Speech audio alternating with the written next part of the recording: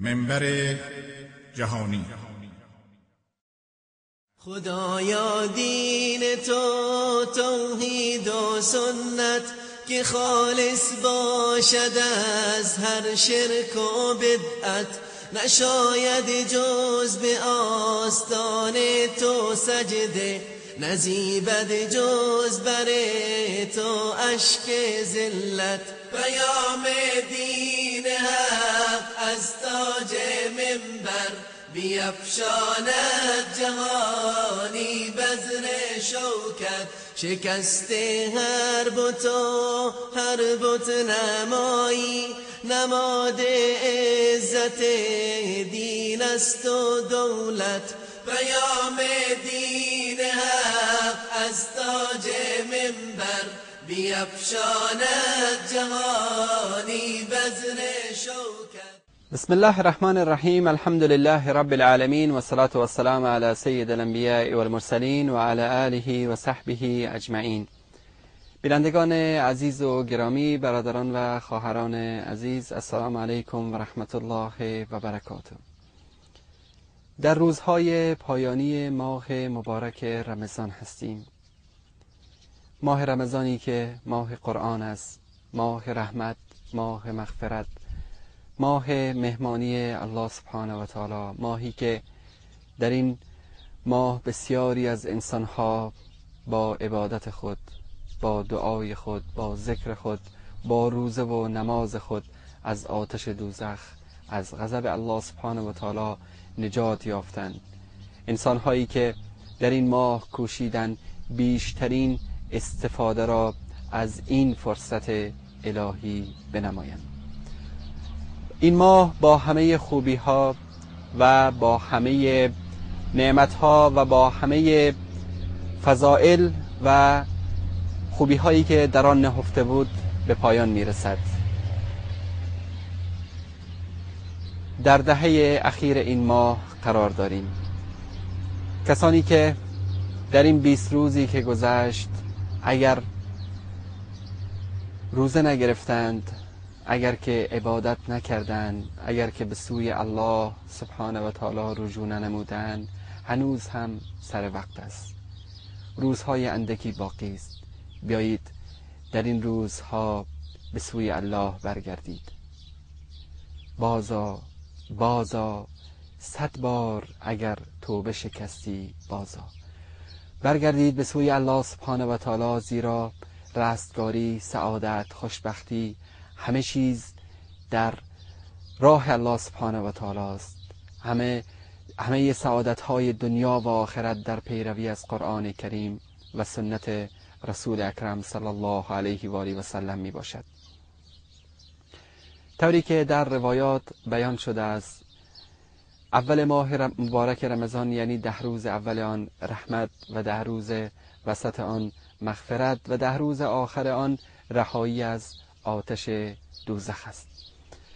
در این 10 روز باقی مانده عبادت‌های خود را منسجمتر و بیشتر از پیش انجام دهیم تا باشد که الله سبحانه و تعالی گناهان ما را بیامرزد و ما را به بهشت جاودان خود در سایه رحمت خود جای دهد.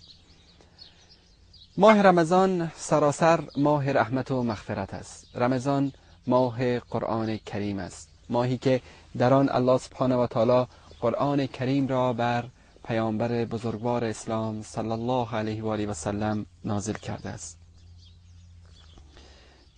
پیامبر صلی الله علیه و آله و سلم در حدیث شریفی که مسلم روایت کرده است آمده است که پیامبر بزرگوار اسلام در دهه آخر ماه رمضان چنان اجتهاد و تلاش می نمودند که در غیر آن این گونه نبود، یعنی عبادات خود را، نمازهای خود را، ذکر خود را و تلاوت خود را در 10 روز اخیر ماه مبارک رمضان بیشتر می کردند و بیشتر انجام می دادند. بنابراین 10 روز اواخر ماه مبارک رمضان روزهای صلابت و ازدیاد در عبادات است. پیامبر بزرگوار اسلام در این ایام شب را بیدار مانده و به نماز و دعا و استغفار می پرداختند. چنانکه در حدیث ام المؤمنین صدیقه بنت صدیق عایشه صدیقه رضی الله تعالی عنها آمده است که پیامبر صلی الله علیه و آله و سلم انگامی که وارد 10 روز آخر ماه مبارک رمضان می شدند شب را بیدار می ماندند و خانواده خود را بیدار می کردند و از زنان دوری می گزیدند. همچنین ایشان صلی الله علیه و آله و سلم خانواده خیش را بیدار نموده و به خاطر همین روزهای مبارک 10 روز آخر رمضان و به خاطر به دست آوردن اجر و ثواب و پاداش بیشتر به نماز و ذکر الله سبحانه و تعالی و دعا تشویق می کردند. ایشان صلی الله علیه و آله و سلم در خانه علی و فاطمه رضی الله تعالی عنهما را زده و خطاب به ایشان می فرمودند آیا بیدار نمی شوید تا نماز بگذارید؟ این ارث پیامبر صلی الله علیه و آله و سلم نسبت به دختر عزیزشان سیده فاطمه رضی الله تعالی عنها بهترین زنان اهل بهشت و سرور و سید زنان اهل بهشت که حرص داشتن که همیشه ایشان عبادتها را به تمام معنا و درست انجام بدن و همچنین سیدنا علی رضی الله تعالی عنه که داماد ایشان و پسر عمویشان و یکی از اصحاب و اهل بیت ایشان بودند.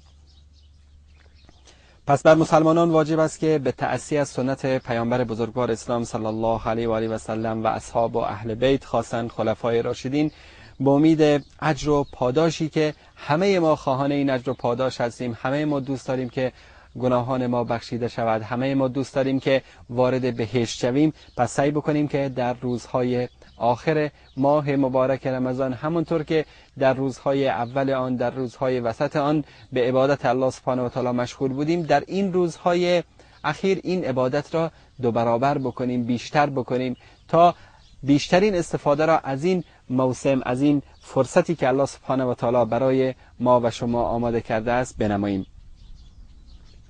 پیامبر صلی الله علیه و آله و سلم در حدیث متفق علیه می‌فرمایند که من قام رمضان ایمانا و احتسابا غفر له ما تقدم من ذنبه، کسی که شبهای ماه رمضان را از روی ایمان و اخلاص به نماز بگذارد گناهان گذشته‌اش همه آمرزنده می شود.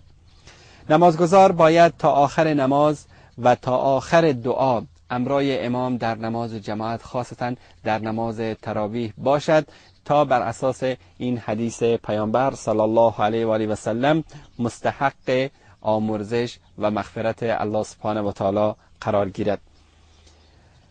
همچنین در روزهای آخر ماه مبارک رمضان، یعنی در دهه آخر این ماه مبارک، شب گرانقدری وجود دارد، شب عظیم، شب مبارکی که به نام لیلة القدر در نزد مسلمانان معروف است. این شبی است که در این شب قرآن کریم بنابر روایتی به یک بارگی بر پیامبر بزرگوار اسلام نازل شده است و در سوره قدر درباره این شب الله سبحانه و تعالی فرموده است که این شب بهتر از 1000 ماه است. در سوره قدر می‌فرماید الله سبحانه و تعالی که انا انزلناه فی لیلة القدر وما ادراک ما لیلة القدر لیلة القدر خیر من 1000 شهر تنزل الملائكة والروح فيها بإذن ربهم من كل امر سلام هي حتى مطلع الفجر. ما قرآن را در شب قدر نازل کردیم. تو چه میدانی که شب قدر چیست؟ شب قدر شبی است که از 1000 ماه بهتر است. فرشتگان و جبرئیل در آن شب با اجازه پروردگارشان پیاپی می آیند برای هر گونه کاری. آن شب شب سلامت و رحمت است تا طلوع فجر. در این شب ارزاق و اجلهای سالیانه نوشته می شود. اما شب قدر در کدام شب رمضان خواهد بود؟ طبق روایات فراوانی که وجود دارد شب قدر در 10 شب آخر رمضان است. پیامبر صلی الله علیه و آله و سلم می‌فرمایند که شب قدر را در 10 شب آخر رمضان بجویید.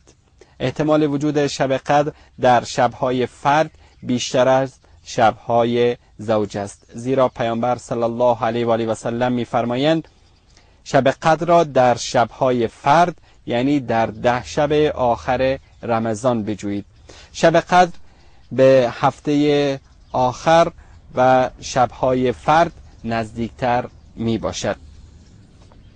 در حدیثی که امام مسلم روایت کرده از پیامبر صلی الله علیه و آله و سلم می‌فرمایند که آن شب یعنی شب قدر را در 10 شب آخر بجویید، اما اگر کسی از شما ضعف داشت و یا عاجز از قیام در آن شبها بود، هفته باقی مانده را بیدار مانده و عجز بر وی چیره نگردد. یعنی حتی اگر که بر اثر کهولت یا بر اثر ضعیفی انسان نتوانست که 10 روز یا 10 شب آخر ماه مبارک رمضان را قیام اللیل بکند یا که به عبادات مانند نماز و غیره بپردازد، حداقل سعی بکند هفته آخر آن را یعنی از 23 به بعد را سعی بکند که به عبادت بپردازد و قیام اللیل بکند، زیرا این فرصت است. چه میدانید شاید تا رمضان دیگر زنده نباشیم. عجل انسان هر وقت که بیاید نمیگوید که فلانی پیر است یا جوان هست یا مریض هست یا سالم و تندرست است. اگر که آن اجلی که از طرف الله سبحانه و تعالی بر ما مقرر شده باشد هیچ وقت کم و بیش یا تأخیر نمی شود. پس سعی بکنیم از این فرصتی که امروز ما در آن قرار داریم و برای ما مهیا هست استفاده کنیم. همچنین پیامبر صلی الله علیه و آله و سلم می‌فرمایند که شب قدر شب 27 می باشد که این روایت را امام احمد و ابو داود روایت کرده است. امام نووی و ابن حجر و تعداد دیگری از علما برانند که شب قدر در همه سالها در شب مشخصی نیست، یعنی هر سال شبی مثلا در شب 21، شبی سالی در شب 23، در شب 25 27 همینطور، یعنی حرکت می کند در بین شبها و شب معینی برای آن وجود ندارد. علی کل حال بهترین طریق امین است که ما 10 شب آخر رمضان را عبادت بکنیم و فکر بکنیم که هر شب آن شب لیلة القدر است. به خاطر امین که بالفرض اگر شب 23 بود، 21 بود، 25 بود، 27 بود یا 29 بود، ما شب قدر را دریافته باشیم. پس باید سعی بکنیم که عبادت الله سبحانه و تعالی را در ماه رمضان و خاصتا در شبهای آخر ماه مبارک رمضان در دهه اخیر بیشتر انجام دهیم تا مشمول رحمت الهی قرار بگیریم. از جمله اموری که پیامبر بزرگوار اسلام صلی الله علیه و آله و سلم در دهه اخیر ماه مبارک رمضان انجام میدادند عبادت بزرگ اعتکاف هست، به گونه‌ای که در مسجدی معتکف گشته و خود را مشغول به عبادت الله سبحانه و تعالی می‌کردند. همچنان که عایشه صدیقه رضی الله تعالی عنها می‌فرمایند که پیامبر صلی الله علیه و آله و سلم در تمامی رمضان‌ها 10 روز به اعتکاف می‌نشستند، اما در سال وفاتشان 20 روز را به اعتکاف نشستند. الله متعال اعتکاف را مشروع نمود تا انسان در آن ایام خود را کاملا فارغ نموده و بیشتر به ذکر پروردگار سبحانه و تعالی مشغول باشد. درباره اعتکاف نکاتی را برای شما عزیزان بیان بکنیم که اعتکاف متاسفانه امروز در بین مسلمانان خیلی کمرنگ شده است. کسانی که در سرزمین حرمین در ماه رمضان خاصا در روزهای اخیر آن رفت آمد داشته باشند شاید بیشتر اعتکاف را مشاهده کرده باشند که در حرمین شریفین مسلمانان خاصتا اهل حرمین در آنجا 10 روز آخر ماه مبارک رمضان را در حرمین شریفین اعتکاف می نشینند و الا به خاطر ضرورت قصوا از اعتکاف خارج نمی شوند و در این مدت شب و روز در مسجدی که در آنجا اعتکاف نشسته است انسان باید باشد و الا برای ضرورتی که خیلی یعنی کسی نباشد حتی مثلا برای او غذا بیارد یا برای عوض کردن لباس خود مجبوراً خارج شود و الا بهتر همان است که در این مدت 10 روز از آنجا خارج نگردد. امیدوار هستیم که الله سبحانه و تعالی به برکت این ماه مبارک، به برکت این ماهی که در آن درهای رحمت و مغفرت الله سبحانه و تعالی به سوی بندگانش باز هست، گناهان من و شما بینندگان عزیز و گرامی را ببخشاید و ما را مشمول رحمت خود در بارگاه خود بگرداند و بهشت جاویدان و رحمت بی پایان خود را نصیب ما و شما نماید.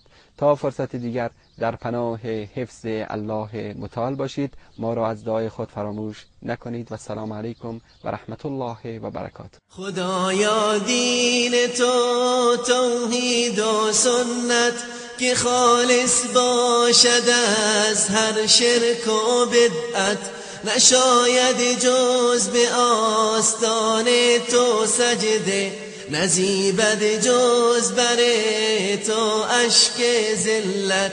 پیام دین حق از تاج منبر بیفشاند جهانی بذر شوکت. شکست هر بت و هر بت نمایی، نماد عزت دین است و دولت.